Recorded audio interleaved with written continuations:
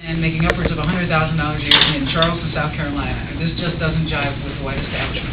And they had elected new leadership, and this leadership was bringing itself into the community and tying itself to new groups. When we first went down there and said, is there any way we can raise some money to do this book so we can afford to do it, NAACP, SNCC, Kenny and them just kind of politely chuckled. And I thought, what's going on there? And eventually I figured it out. Those folks have no money. This local has the resources to fight the civil rights battles as well as the workers' battles. And so they were really, just like Malcolm and Dr. King, as soon as that worker and race thing gets together, they get dangerous, right?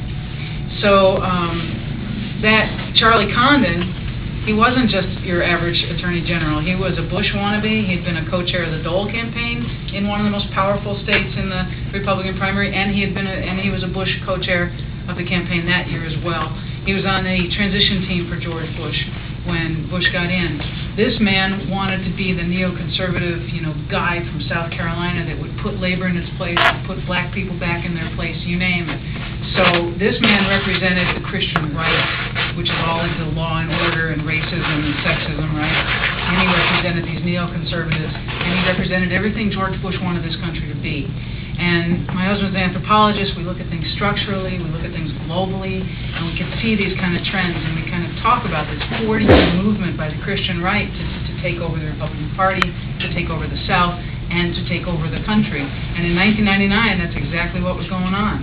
It was the height of the Christian Coalition in the late 90s. It's almost hard to remember the Christian Coalition, because they've actually morphed into something a little more dangerous these days. It's called megachurches. And we wanted to show that vast array of opposition because you don't want to make it more than it is. But if we don't know, as we say, quote Nelson Mandela towards the end, you have to know the motivations of your enemy before you engage him. You have to know what you're up against. And they weren't up just against some lunatic attorney general and some renegade shipping company. They were up against something much more well orchestrated. It's not a conspiracy. They really are out to get us, right? So that's what we've tried to map out. We're going to show you the DVD because we're going to have some assistance from our able volunteers. And I want you to know that the day this hit the press, the night after this event, riot on the waterfront, right? That was the headline, riot on the waterfront. Everywhere it was held about these longshoremen throwing railroad ties and the other, you guys know, but most people don't realize that longshoremen really can't throw railroad ties. And gravel and